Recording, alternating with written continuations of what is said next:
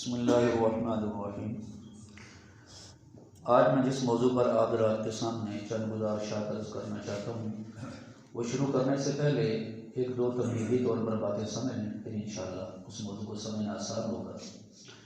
پہلی بات یہ ہے کہ اس دور میں جس میں اور آپ اس وقت زندگی گزار رہے ہیں، یہ اس دور میں ہماری اکثر نوجوان بچے اور بچیاں قرآن کھولیں یا نہ کھولیں لیکن فیس بک تو چلاتے ہی ہیں۔ قرآن پاک انہیں پڑھنے کا موقع ملے یا نہ ملے لیکن یوٹیوب تو چلاتے ہی ہیں۔ اس وجہ سے جتنے بھی گمراہ لوگ ہیں انہوں نے اپنا میدان سوشل میڈیا کو بنایا ہوا ہے، اور اس کے ذریعے وہ نوجوان نسل کے ذہن میں اپنی دعوت ڈال دیتے ہیں۔ انہیں گھر گھر آنے کی ضرورت نہیں ہے، گھر کا دروازہ کھٹکانے کی ضرورت نہیں ہے۔ جس کے پاس موبائل ہے، جس بچی اور بچے کے پاس، بس ان کی دعوت ان تک آٹومیٹک پہنچ جاتی ہے۔ پہلی بات تو یہ ہے۔ دوسری بات یہ ہے کہ حق و باطل کا یہ جو مارکا ہے یہ قیامت تک چلتا رہے گا۔ جھوٹے لوگ بھی رہیں گے اور سچے لوگ بھی رہیں گے، حق والے علماء کرام بھی رہیں گے اور دین کے دشمن اور علماء سوء اور اس کے ساتھ نام نہاد یہ مذہبی اسکالر یہ بھی رہیں گے۔ یہ چلتا رہے گا۔ دو باتیں ہوگی۔ تیسری بات یہ ہے کہ اس سے ہمیں یہ بات سمجھ آتی ہے کہ کئی لوگ علماء کرام پر یہ اعتراض کرتے ہیں کہ جو علماء کہتے تھے تصویر حرام ہے، تو اب یہ ویڈیو بھی بنواتے ہیں اور یہ سوشل میڈیا کے اوپر اپنی تصویر بھی لگا کے بیان اپلوڈ کرتے ہیں، انہوں نے چینل بنائے ہوئے ہیں۔ تو یہ سب کے سب سمجھیں یہ بامر مجبوری ہے۔ بات سمجھا رہی ہے؟ یہ بامر مجبوری ہے، کیونکہ نوجوان نسل اگر وہ صرف ان تک آڈیو بات پہنچے تو اتنی اہمیت نہیں دیتے، جبکہ ان کے سامنے ایک تصویر ہو کر اور ان کے سامنے اگر ایک بیان ہو رہا ہو تو اس کو بڑی توجہ کے ساتھ وہ سنتے ہیں۔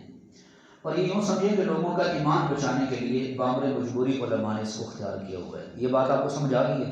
اچھا، اب آئیں اصل موضوع کی طرف۔ اس زمانے میں جو سوشل میڈیا کے اوپر بہت سارے نام نہاد مذہبی سکالر اور علماء سوء بھی بہت سارے، ایک نہیں، وہ انگلیوں پر گنے تو شمار نام کر سکے، انہوں نے لوگوں کو گمراہ کرنے کے لیے اسی چیز کو اپنا ہتھیار بنایا ہوا ہے۔ ویسے تو بہت سارے ہیں لیکن جن کے چند کے نام میں نے نام نوٹ کیے ہیں جو زیادہ اس وقت مشہور ہیں، ان میں یہ نام سن لیں۔ سب سے پہلے جاوید احمد غامدی، ٹھیک ہے، اور اس کی پہچان یہ ہے کہ اس کی بالکل داڑھی بھی کوئی نہیں، کلین شیپ ہے، مونچھ بھی کوئی بالکل کلین شیپ ہے، ٹوپی بھی کوئی نہیں پہنتا، پگڑی تو دور کی بات ہے جی، نہ اسلامی لباس، نہ داڑھی، نہ پگڑی، کچھ بھی نہیں۔ بات سمجھا رہی ہے؟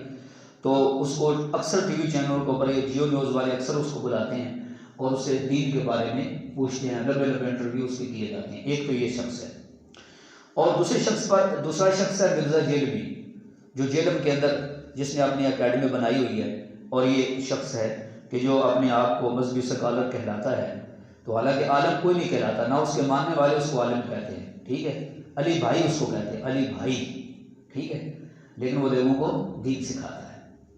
تیسرا آدمی فوت ہو گیا ہے، تو جہلم کا رہنے والا اسحاق۔ ویسے تو کہتے ہیں کہ کوئی بندہ فوت ہو جائے تو اس کو برائی نہیں کرنی چاہیے، لیکن جو شخص لوگوں کی گمراہی کا ذریعہ بن رہا ہو، اس کے بیانات ابھی تک بھی لوگ سنتے ہوں شوق ذوق سے، تو لوگوں کی گمراہی کا وہ ذریعہ بن رہا ہو تو اس کی حقیقت بتانا پھر ضروری ہوتا ہے، ٹھیک ہے، ورنہ کئی لوگوں کو جہنم میں اپنے ساتھ لے جائے گا۔ اور چوتھا شخص ہے کراچی کا رہنے والا شیخ محمد منکر حدیث۔ بات سمجھائیے، اس کی چھوٹی چھوٹی داڑھی ہے، ٹوپی شوپی کو نہیں پہنتا، نہ ہی پگڑی، اور پینٹ شرٹ پہنتا ہے، اور اسکول کالج یونیورسٹی کے لوگ اس کو بلاتے ہیں اور اس سے لمبے لمبے لیکچر لیتے ہیں، اور اس کے انتہائی گمراہ کن نظریات ہیں انشاءاللہ جو آپ ترتیب کے ساتھ سنیں گے۔ پانچواں شخص ہے یونس گور شاہی۔ یہ گور شاہی ایک فرقہ ہے، قادیانیوں سے ملتا جلتا، مرزائیوں سے ملتا جلتا، اور ان کا ایک آدمی ہے جو اس وقت سوشل میڈیا پہ بہت مشہور ہے۔ اس کی نشانی سمجھ لیں، سر سے بالکل گنجا ہے اور یہاں ادھر سے تھوڑی سی داڑھی ہے، بات سمجھا رہی، ادھر تھوڑی سی داڑھی ہے، سر سے بالکل گنجا ہے، اور اکثر پینٹ شرٹ پہنتا ہے، کبھی کبھی اس نے شرٹ پہنی ہوتی ہے یہاں ہاف بازوں والی، ٹھیک ہے، اور وہ بھی جناب اپنے مذہب کی بہت زیادہ پرچار کرتا ہے۔ اور ایک کسی اسکول یا یونیورسٹی یا کالج کا ایک پروفیسر ہے، اس کا نام ہے ساحل ادیب۔ اس کی نشانی ہے کہ اس نے داڑھی رکھی ہوئی ہے اور زلفیں بھی رکھی ہوئی ہیں، بات سمجھا رہی ہے، اور ہے کسی پروفیسر کسی یونیورسٹی کا ہے یا کسی کالج کا ہے، اور وہ بھی علماء کے خلاف انتہائی زیادہ زبان درازی کرتا ہے اور بڑے بکواس کرتا ہے وہ، اور لوگوں کو وہ بھی دین کے مسائل بتاتا ہے، حالانکہ ہے پروفیسر ہے، بات سمجھا رہی ہے؟ تو اس کے علاوہ کچھ علماء سو بھی ہیں، انشاءاللہ ان کا بھی میں ذکر آپ کے سامنے کروں گا اور پھر بتاؤں گا کہ خالی مدرسے میں پڑھنے سے کوئی عالم نہیں بنتا جب تک اس کے اندر اللہ کا خوف نہ ہو۔ انما یخشی اللہ من عبادہ العلماء، اللہ خود قرآن میں فرماتے ہیں اللہ کے بندوں میں اللہ سے ڈرنے والے علماء ہیں۔ اگر ایک سند یافتہ بھی ہو، کسی مدرسے مستند ادارے سے بھی پڑھا ہوا ہو، لیکن اگر اس کے اندر خوف خدا نہیں، اپنے مسلک کے لیے جھوٹ بولتا ہے، بکواس کرتا ہے، اللہ کے پیغمبر کی طرف جھوٹی نسبتیں کرتا ہے، تو وہ عالم کہلانے کا حقدار بے شک اس کے پاس ڈگری بھی ہو، لیکن جب جھوٹ بولتا ہے اپنے فرقے کو بچانے کے لیے، اپنے لوگوں کو مطمئن کرنے کے لیے جھوٹی قسمیں اٹھاتا ہے اور لوگوں کو مطمئن کرنے کے لیے جناب اللہ کے نبی پر جھوٹ بول دیتا ہے، اللہ پر جھوٹ بول دیتا ہے، تو ایسا شخص عالم کہلانے کا حقدار یہ قرآن میں موجود ہے کہ جس کے دل میں خوف خدا نہیں وہ عالم نہیں ہے۔ اچھا آئیے اب ترتیب کے ساتھ ذرا چلتے ہیں۔ سب سے پہلے جو جاوید احمد غامدی ہے، اس کے انتہائی گمراہ کن نظریات ہیں، وہ سینکڑوں کی تعداد میں ہیں، لیکن ہمارے پاس چونکہ درس کا جتنا ٹائم ہوتا ہے میں نے کچھ باتیں اس کی نوٹ کی ہیں، وہ ذرا سن لیں اس کا۔ اور یہ جو میں بات کہہ رہا ہوں، میں انشاءاللہ اس بات کا ذمہ دار بھی ہوں کہ جو باتیں یہ کہتے ہیں ان کا حوالہ یا ان کا جو بیان موجود ہے انشاءاللہ میں اس کا ذمہ دار ہوں، ایسی بات نہیں ہے۔ اچھا، اس کا ایک نظریہ یہ ہے کہ مرزئی اور قادیانی کافر نہیں ہے، بالکل بات سمجھا رہی ہے، اور باقاعدہ اس کے بیانات آپ یوٹیوب کے اوپر بے شک سرچ کر لیں، اس نے باقاعدہ بیان ریکارڈ کروائے ہوئے ہیں کہ ہمارے بھٹو صاحب کے دور میں جو پاکستان کی نیشنل قومی اسمبلی نے مرزئیوں کو غیر مسلم قرار دیا تھا، تو جاوید احمد غامدی کہتے ہیں یہ فیصلہ غلط تھا، اس فیصلے کو وہ رد کرتا ہے، بات سمجھا رہی ہے اس فیصلے کو، اور باقاعدہ اس سے سوال بھی ہوتا کہتا ہے تمام علماء نے تو حمایت کی تھی، آپ کون؟ کہتے ہیں وہ علماء سے پوچھے، میں تو یہ کہتا ہوں یہ فیصلہ غلط ہے، ایسا نہیں ہونا چاہیے تھا، بات سمجھا رہی ہے؟ یہ واضح اس نے یہ بات کہی ہے، یعنی کہ ایک ملک کا بھی غدار ہے، یہ سمجھو ملک کا بھی غدار ہے، لیکن کوئی بندہ اس کے اوپر ہاتھ ڈالنے کے لیے تیار نہیں۔ آئین کا غدار ہے نا، دیکھو ہمارے ملک کے آئین کے اندر لکھا ہوا ہے کہ مرزئی قادیانی یہ کیا ہیں؟ کافر ہیں، بس یہ بغیر لکھا ہوا ہے، ان کے سزائیں متعین ہیں، وہ اپنی تبلیغ نہیں کر سکتے، اپنی دعوت نہیں دے سکتے، لیکن جاوید احمد غامدی ٹی وی پر بیٹھ کر کہتا ہے یہ وہ کافر نہیں ہے۔ اچھا، ایک تو اس کا نظریہ یہ ہے۔ اچھا پھر یہاں ایک چھوٹی سی بات سمجھ لیں، جھوٹ یہ بولتا ہے، بکواس سے کرتا ہے، کہتا ہے یہ صوفی بزرگ تھا، تو تمہارے بھی صوفیوں نے کئی ایسے کفری جملے بولے میں کہتا ہے اگر کافر کہہ رہے تو سب کو کہو، اور مولانا صاحب مرزا غلام محمد قادیانی کا اس سے کیا تعلق ہے کہ اس کو آپ کافر کہہ رہے ہیں؟ وہ بھی صوفی بزرگ تھا، اس نے صوفیانہ کلام کیے ہیں اور اس طرح کی باتیں کی ہیں، حالانکہ اس نے دو بہت بڑے جھوٹ بولے ہیں۔ اس میں پہلا جھوٹ یہ بولا ہے کہ وہ صوفی بزرگ تھا، حالانکہ چاروں بزرگوں کے جو سلسلے ہیں بات سمجھائی ان میں سے کسی کے ساتھ بھی غلام قادیانی کا تعلق نہیں ہے۔ وہ تو یہاں آپ کے سیال کوٹ میں انگریز کے جو ہے نا وہ دفتر کے اندر ڈپٹی کمشنر کے اندر دفتر میں ملازم تھا، وہ وہاں سے انگریزوں کی اس کے ساتھ بات پرس ہوئی اور آپس میں مل جل کے انہوں نے ایک معاملہ طے کیا اور اس کو نبی بنا کے کھڑا کر دیا۔ اور کسی بھی صوفی بزرگ نے آج تک سچے جتنے بھی اللہ کے ولی گزرے ہیں کسی نے نبوت کا دعویٰ نہیں کیا۔ اس کی آپ کتابیں پڑھیں، اس نے کتنی خباثت لکھی ہے، تاکہ کہتا ہے میں محمد ہوں، میں احمد ہوں، میں موسیٰ ہوں، میں عیسیٰ ہوں، میں آدم ہوں۔ یہ جملے کس صوفی نے کہا بتائیں ہمیں؟ صوفیوں کے جو اقوال ہیں میرے بھائیوں، وہ کسی کے صوفی نے اپنے آپ کو نہ خدا کہا نہ نبی کہا، نہ اس نے یہ کہا کہ جو مجھے نبی نہ مانے وہ کجریوں کی اولاد ہے۔ یہ قادیانی لکھا ہے جو مجھے نبی نہیں مانتا وہ کجریوں کی اولاد ہے، اور امام حسن حسین کی توہین کی، سیدنا عیسیٰ علیہ السلام کی توہین کی، پیغمبروں کی توہین کی۔ تو یہ غلام جاوید احمد غامدی کا بہت بڑا دجل اور فریب ہے، کسی صوفی بزرگ نے نبوت کا دعویٰ نہیں کیا۔ باقی جو بزرگوں کی باتیں کی جاتی ہیں میں کئی دفعہ جمعے کے اندر بھی یہ بیان کر چکا ہوں، اس کا تعلق علم تصوف کے ساتھ ہوتا ہے، وہ بات بالکل صحیح ہوتی ہے، لیکن عام لوگوں کو اس علم کا پتہ نہیں ہوتا تو لوگ اس کو کہہ دیتے ہیں کہ یہ غلط بات ہے۔ مثال کے طور پر میں نے پہلے بھی آپ کو بتایا تھا کہ علم تصوف میں اگر کوئی اللہ کا ولی یہ کہتا ہے نا کہ کعبہ نے میرا طواف کیا، تو اس کا مطلب یہ نہیں ہوتا کہ کعبہ وہاں سے نکل کے آ گیا اور ان کا طواف کیا، اس کا مطلب ہوتا ہے اللہ کی رحمت مجھے مل گئی۔ علم تصوف میں کعبہ کا طواف کرنا یہ کنایا ہے اللہ کی رحمت ملنے سے۔ اب بتاؤ اس میں کوئی غلط بات ہے؟ بولتے نہیں آپ، اب اس میں کوئی غلط بات ہے؟ اللہ کی رحمت کسی ولی کو مل جائے، اس میں کوئی غلط بات ہے؟ بس ان باتوں کا تعلق علم تصوف کے ساتھ ہے، لیکن مرزا قادیانی نے واضح نبوت کا دعویٰ کیا اور کھلے لفظوں میں کیا ہے۔ اور اس کے علاوہ وہ یہ کہتا ہے، جب اسے یہ سوال ہوتا ہے جاوید احمد غامدی سے کہ جو قادیانی ہیں آپ کے نزدیک کافر ہیں، آگے سے وہ پتہ ہے اصول کیا بیان کرتا ہے، کہتا ہے کہ جس نے بھی کلمہ پڑھا ہے نا ہمیں اس کو کافر کہنے کا کوئی حق نہیں ہے۔ واہ جی واہ، سبحان اللہ، کیا یہ اصول ہے! اس کا مطلب یہ ہوا کہ ایک بندہ کلمہ پڑھ کے قرآن کا انکار کر دے، آپ کے نزدیک وہ کافر نہیں ہے۔ ایک بندہ کلمہ پڑھ کے جنت اور جہنم کا انکار کر دے، آپ کے نزدیک وہ کافر نہیں ہے۔ ایک بندہ کلمہ پڑھ کے وہ دین اسلام کی بنیادی چیزوں کا انکار کر دے، آپ کے نزدیک وہ کافر نہیں۔ اصول آپ نے کہاں سے لیا؟ کہاں سے اصول آپ نے لیا؟ جبکہ پیغمبر صلی اللہ علیہ وسلم نے ان لوگوں کے بارے میں فرمایا جو تقدیر کا انکار کریں گے، حالانکہ کلمہ تو وہ پڑھتے ہیں۔ اللہ کے پیغمبر علیہ الصلوۃ والسلام نے ارشاد فرمایا تقدیر کا انکار کرنے والے وہ ارشاد فرمایا اسلام سے ایسے نکل جائیں گے جیسے تیر کمان سے نکل جاتا ہے۔ بیمار پڑ جاؤں گے، بیمار کو نہ کرنا، دعوت کرو ان کے کھانے میں شریک نہ ہونا، اگر وہ مر جائیں ان کا جنازہ نہ پڑھنا۔ اللہ کے نبی نے تو ان کو کافر کرا دیا۔ جب مسلمہ کذاب اسود انسی نے دعویٰ کیا تھا نبوت کا، تو اللہ کے نبی نے صحابہ کی ڈیوٹی لگائی تھی ان کو قتل کر دو جا کے، لگائی تھی کہ نہیں لگائی تھی؟ بولے نا۔ پھر تمام صحابہ کے اتفاق ہوا تھا کہ ان کے خلاف جہاد کرنا ہے، اگر وہ مسلمان ہوتے ان کے خلاف جہاد ہوتا؟ بولو سارے۔ اچھا یہ ایک میں صرف آگے آپ کو چلتا ہوں تاکہ ٹائم تھوڑا ہے، تو میں یہ عرض کر رہا ہوں کہ ایک تو جناب والا یہ مرزائیوں کے بارے میں اس نے یہ بات کی ہے۔ دوسرے نمبر پر وہ یہ کہتا ہے کہ رسول اللہ صلی اللہ علیہ وسلم کی جو طریقہ کار ہے وہ ہمارے لیے سنت نہیں ہے، حضرت ابراہیم علیہ السلام کے جو طریقے ہیں وہ ہمارے لیے سنت ہے۔ بات سمجھا لی؟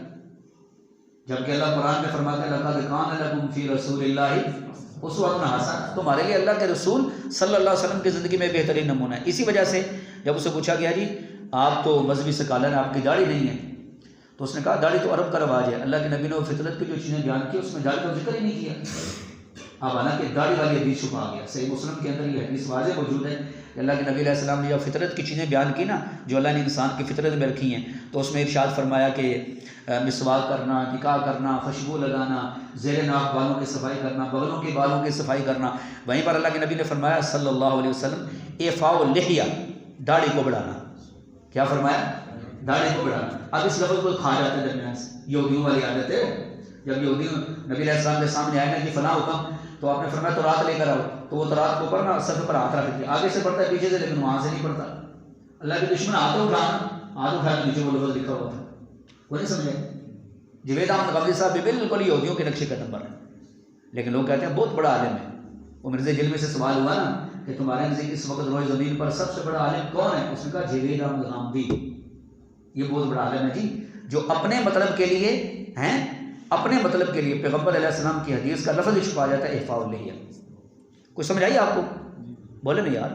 اچھا اس کے علاوہ جو باتیں میں نے اس کی نوٹ کی ہیں، اس نے حضرت عیسیٰ علیہ السلام کی حیات کا بھی انکار کر دیا، جبکہ قرآن میں حضرت عیسیٰ علیہ السلام کی حیات کا ذکر ہے، صحیح حدیثوں میں قرب قیامت وہ آئیں گے، لیکن جوید احمد غامدی نے عیسیٰ علیہ السلام کی حیات کا انکار کر دیا۔ اب ایک لفظ مجھے بتاؤ آپ حضرات کہ اگر کوئی بندہ قرآن کے 100 آیتوں کا انکار کرے وہ مسلمان ہے، اور اگر ایک لفظ کا انکار کرے تو پھر بھی مسلمان ہی ہے نا۔ تو یا عیسیٰ علیہ السلام کا انکار قرآن کی آیتوں کا انکار ہے، پیغمبر علیہ السلام کی صحیح حدیثوں کا انکار ہے۔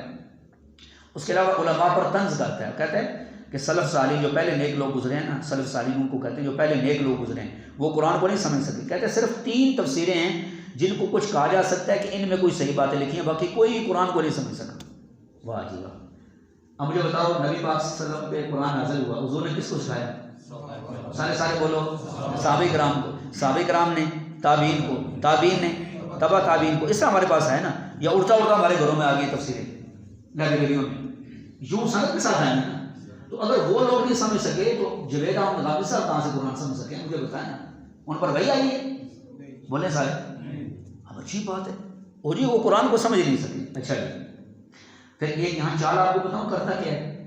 کرتا ایسے ہے کہ جب بھی کسی چیز کا رد کرنا ہوتا کہتے ہیں یہ میرا طالب علمانہ سوال ہے، میں طالب علم ہوں، ہیں اس کو کہتے ہیں بیٹھا جو ہے، کیا کہتے ہیں؟ اپنے آپ کو طالب علم کہہ کے نا، طالب علم کہہ کے ہر چیز کا انکار، ہر چیز کا انکار، ہر چیز کا انکار، یہ طریقہ کار ہے۔ اچھا اس کے بعد کئی صحیح حدیثوں کا انکار کیا، مثلا صحیح بخاری کی پہلی روایت ہے جس میں امی عائشہ فرماتے ہیں نبی پاک صلی اللہ علیہ وسلم ایسے وہی آئی، غار میں جاتے تھے حضور پاک پھر آ جاتے تھے، اس کا انکار کر دیا۔ بات سمجھا رہی؟ اور کئی صحیح حدیثوں کا انکار کر دیا۔ اچھا اس کے علاوہ میرے بھائیو قرآن و سنت کی من مانی تشریح کرنی ہے، وہ تو آپ کو بتا دینا، کہتے ہیں سلف تو سمجھ نہیں سکے، اب اپنی تو اس نے اب باقاعدہ یہ رمضان سے پہلے میں اس کا مکمل تفصیلی بیان سن رہا تھا، کیونکہ ہم سنتے ہیں، ہم لوگوں کو بتانا ہوتا ہے۔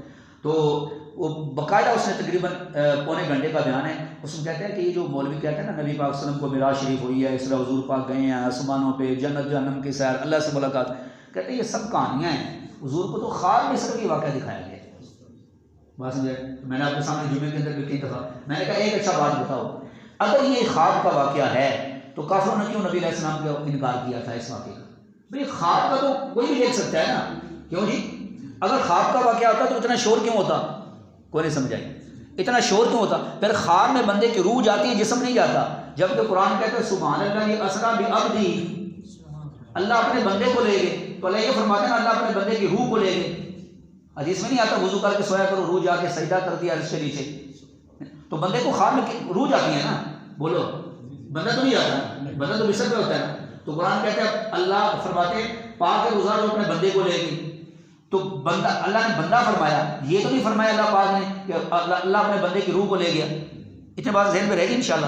اچھا جی، اس کے علاوہ یہ کہتا ہے کہ سنت کی جو تعریف علماء کرتے ہیں نا، نبی پاک صلی اللہ علیہ وسلم کے عمل کو، حضور علیہ السلام کے طریقے کو سنت کہتے ہیں یہ غلط ہے. سنت یہ نہیں ہے، سنت ابراہیم علیہ السلام کے طریقے ہے. بات سمجھا رہی ہے؟ جہاد کے بارے میں کہتا ہے کہ جہاد یہ تو ریاست کا کام ہوتا ہے، ریاست ہو تو جہاد ہوتا ہے، ریاست نہ ہو تو جہاد نہیں ہوتا. تو میں نے کہا اللہ نہ کرے جب تمہارے اوپر کوئی ایسا وقت آ جائے نا، تیری ماں بہن بیٹی کے اوپر کوئی ایسا وقت آ جائے اور پھر جا کر یہ کہنا کہ چونکہ ریاست تو نہیں ہے لہٰذا جو مرضیاں کرتے رہیں دشمن کافر، ہم کیوں ہتھیار اٹھائیں جی؟ اس کا مطلب ریاست نہ ہو تو مسلمان لوٹتے رہیں، قتل ہوتے رہیں جی. وہی مرزا قادیانی والا نظریہ. اور اس کے بعد اس نے اجماع امت کا انکار کیا. اجماع امت کا پتہ کیا مطلب ہے؟ کسی مسئلے پر اگر کسی بھی زمانے کے اہل علم اکٹھے ہو جائیں تو یہ بھی ایک دلیل شرعی ہوتی ہے. یہ قرآن پاک کے اندر بھی موجود ہے، جس میں دلائل نہیں دے رہا، صرف آپ کو تھوڑی سی بات سمجھا رہا ہوں. اگر کسی زمانے کے اہل علم کسی مسئلے پر اتفاق کر لیں نا، وہ دلیل شرعی ہوتی ہے. کیا ہوتی ہے؟ مثلا صحابہ نے کسی مسئلے پر اتفاق کر لیا، تابعین نے، تبع تابعین نے، یا بعد میں آنے والے کسی وقت میں اہل علم نے، تو وہ کہتے ہیں نہیں اجماع امت تو کوئی دلیل نہیں ہے. ہاں کہتا ہے، ادھر دیکھیں سارے حضرات، تھوڑا بیدار ہو جائیں سارے حضرات. ہاں کہتا ہے کہ اگر اسمبلی کے اراکین کسی مسئلے پر جمع ہو جائیں نا تو پھر یہ دلیل ہوتی ہے. اسمبلی کے اراکین جمع ہو جائیں وہ تو ہوتی ہے دلیل، لیکن اہل علم اگر دین کے کسی مسئلے پر اتفاق کر لیں تو کہتے ہیں یہ کوئی دلیل نہیں ہے. یہ وہی مثال ہے جس طرح جانور کھول دو جتنے مرضی منہ مارے، ٹھیک ہے. دین کے اندر وہ کچا ہر بندہ اپنا منہ مارے، ٹھیک ہے، اہل علم کے پیچھے نہ چلے. تو یہ بھی بہت بڑی ایک گمراہی والی بات ہے. پھر کہتے ہیں آپ کسی کافر کو کافر نہیں کہہ سکتے. کیا کہتے ہیں؟ ادھر دیکھنا. ہاں کہتا ہے غیر مسلم کہہ سکتے ہیں، کسی کافر کو کافر نہیں کہہ سکتے لیکن غیر مسلم کہہ سکتے ہیں. بس اس کو کہتے ہیں ششو پنج. کہ کہتے ہیں وہ کسی نے گل سمجھی نہ، کافر کو کافر نہیں کہہ سکتے لیکن غیر مسلم کہہ سکتے ہیں. بھئی غیر مسلم تو وہی ہوتا ہے نا جو کافر ہوتا ہے. تو قرآن کا قل یا ایھا الکافرون یا ایھا النبی جاہد الکفار والمنافقین. نہیں سمجھا؟ ہاں قرآن تو کہہ رہے ہیں، نبی علیہ السلام خود فرما رہے ہیں. بہت عرصہ پہلے نا ہمارے عالم صاحب تھے علامہ علی شیر احمدی شہید رحمۃ اللہ علیہ، ان سے انٹرویو لیا جا رہا تھا تو وہ صافی کہنے لگا جی کافر کو کافر نہیں کہہ سکتے. تو آپ نے فرمایا تو نے پہلے خود ہی کافر کہہ دیا ہے جی. اچھا تو نے کافر کو کافر کہہ دیا نا، کافر کو کافر ہے تو نے کافر تو کہہ دیا. اچھا پھر وہ کہنے لگا یہ ہو سکتا ہے وہ کل مسلمان ہو جائے. تو آپ نے فرمایا پھر مسلمان کو بھی مسلمان نہیں کہنا چاہیے، ہو سکتا ہے کل کو کافر ہو جائے. دن کو دن نہیں کہنا چاہیے کیونکہ اس کے بعد رات بھی ہو سکتی ہے، رات کو رات نہیں کہنا چاہیے اس کے بعد دن بھی ہو سکتے ہیں. یہ کیا فلسفہ ہے؟ جب کافر ہے تو کافر کہیں گے، جب مسلمان ہے تو مسلمان کہیں گے. اچھا یہ بھی غامدی صاحب کا نظریہ ہے. علاوہ ازیں غامدی صاحب کا خطرناک نظریہ یہ ہے کہ اگر کوئی نبی پاک صلی اللہ علیہ وسلم کی توہین کرے نا تو اس کی کوئی شرعی سزا نہیں ہے. کیا کہتے ہیں؟ اگر کوئی نبی پاک صلی اللہ علیہ وسلم کی توہین کرے تو اس کی کوئی شرعی سزا نہیں ہے. اچھا کہتا ہے دلیل کیا ہے؟ تھوڑی سی بات سناتا ہوں، زیادہ تفصیل نہیں. کہتا ہے جب نبی پاک صلی اللہ علیہ وسلم کے زمانے میں گستاخی ہوئی تو حضور علیہ السلام نے خود حکم دیا تھا فلاں فلاں کو قتل کرو، آپ خود موجود تھے. تو جب امیر جب تک حکم نہ دے، امیر جب تک موجود نہ ہو تو کوئی بندہ گستاخ رسول کو سزا نہیں دے سکتا. بس اب عام لوگوں کو کیا پتہ ہے، لوگ بھیڑ شاد ہوتے ہیں، لوگ کہتے ہیں واہ جی واہ. حالانکہ نبی علیہ السلام کے زمانے میں کئی دفعہ، میں بعد کے واقعے نہیں سنا رہا، نبی پاک صلی اللہ علیہ وسلم کے زمانے میں کئی واقعے ایسے پیش آئے کہ کس نے حضور پاک کی توہین کی. اللہ کے نبی نے ڈیوٹی نہیں لگائی بلکہ خود ہی کسی صحابی نے جا کر کام تمام کیا. بعد میں حضور کی خدمت میں آئے اللہ کے نبی نے فرمایا یہ تو ایسا معاملہ ہے کہ دو بکریاں بھی ان میں اختلاف نہیں کر سکتی کہ تمہارا کام غلط ہے یا صحیح ہے، تمہارا کام بالکل صحیح ہے۔ مدینہ میں بھی یہودیہ عورت تھی، اس کا کام دن رات نبی پاک صلی اللہ علیہ وسلم کی توہین کرنا۔ ایک نبی نے صحابی انہوں نے منت مانی کہ اگر اللہ کے نبی آگے نا غزوہ تبوک سے واپس تو اس عورت کی خیر نہیں، میں اس کو نہیں چھوڑوں گا۔ حالانکہ حضور پاک نے نہیں فرمایا تھا جا کے مارو۔ اچھا اللہ کے نبی خیر وفیت سے آگے وہ گئے تلوار لے کر، رات کو وہ بچوں کے اندر سوئی ہوئی تھی، ہیں جی، اس کے پیٹ پر رکھی تلوار نیچے تک چلی گئی، بات سمجھائی، اور صبح کو حضور پاک کی خدمت میں آئے اور اللہ کے نبی علیہ السلام سے پوچھے یا رسول اللہ کہ میرے دل میں کچھ باتیں آ رہی ہیں کہ میں نے اس کو مار دیا، ایسے اس کے بچے بھی ہیں۔ حضور علیہ السلام نے فرمایا تم نے ایسا کام کیا کہ دو بکریاں بھی آپس میں اختلاف نہیں کریں گی کہ تمہارا یہ کام غلط ہے، بات سمجھا رہی؟ اور حضور نے فرمایا یہ دیکھو بینا ہے، یہ نبینا نہیں بلکہ کیا ہے، یہ بینا ہے۔ پھر حضور اللہ کے نبی علیہ السلام نے اپنی لاٹھی ان کو برکت کے لیے دی، اپنی لاٹھی مبارک، سمجھا رہی بات؟ اب یہاں کہاں حضور نے بتاؤ مجھے حکم دیا نبی علیہ السلام، لیکن لوگوں کو کیا ہے جناب، وہ سنتے ہیں لوگوں کو۔ مرتد کی سزا نہیں ہے جی، جو اسلام سے پھر جائے اس کے، حالانکہ صحیح بخاری میں لکھا ہے کہ ایک صحابی کو نبی علیہ السلام نے بھیجا جاؤ فلاں جگہ تمہاری ڈیوٹی ہے، وہاں دیکھا ایک اور صحابی جو اس علاقے کے گورنر تھے انہوں نے ایک آدمی کو باندھا ہوا ہے، اس کو کیوں باندھا ہے؟ یہ مرتد ہو گیا، کہا میں سواری سے نہیں اتروں گا جب تک اس کی گردن نہ اترے، یہ صحیح بخاری میں لکھا ہے، اس کی گردن اترے پھر میں اتروں گا نیچے، ہیں جی، تو گردن اتاری تو پھر نیچے اترے۔ مرتد کی سزا یہ باقاعدہ موجود ہے، لیکن وہ کہتا ہے جی مرتد کی بھی سزا نہیں ہے، ٹھیک ہے جی۔ جو بندہ شادی شدہ زنا کرے کہتے ہیں اس کی سزا رجم نہیں ہے، بالکل سیدنا عمر رضی اللہ عنہ کو فرمان کے کہ زمانہ آئے گا لوگ کہیں گے کہ شادی شدہ کی سزا تو قرآن میں نہیں ہے، حالانکہ فرمایا اللہ کے نبی نے بھی سزا دی، ہم نے بھی دی ہے، قرآن میں پہلے آئی تھی، آئے منسوخ ہوئی، حکم باقی ہے۔ اچھا یہ تصوف کا جو اولیاء کرام کا راستہ ہے بزرگوں کا، کہتے ہیں یہ جہالت ہے، یہ جہالت ہے تصوف۔ یہ میں نے چند باتیں نوٹ کی ہیں، یقین کریں ایسے گمراہ کن نظریات ہیں اس آدمی کے کہ بندہ جب سنتا ہے تو بندہ حیران ہو جاتا ہے کہ لوگ اس کو مذہبی اسکالر کہتے ہیں۔ تو امید ہے انشاءاللہ آج کا درس ریکارڈ بھی ہو گیا، انشاءاللہ جو ساتھی سنیں گے ان کو بھی انشاءاللہ بات سمجھ آئے گی، اور آپ حضرات نے بھی امید ہے کہ بات سمجھ لی ہوگی۔ اللہ تعالیٰ سے دعا ہے اللہ تعالیٰ ہمیں ان تمام نام نہاد مذہبی اسکالر